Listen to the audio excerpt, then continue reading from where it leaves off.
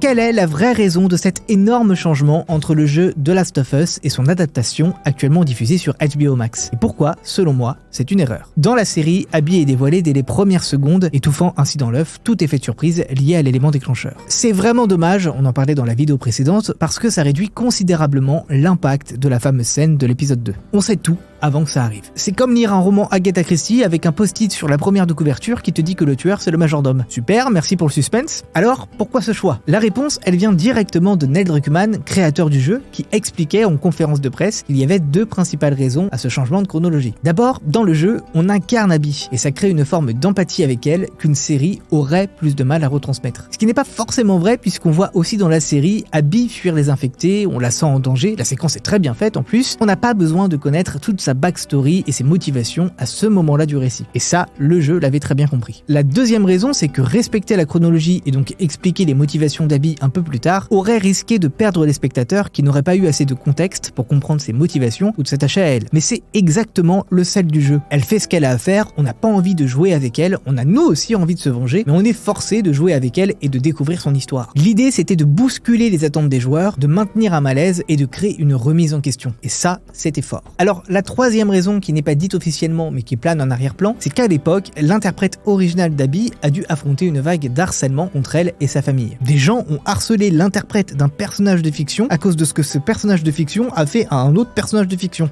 Ouais.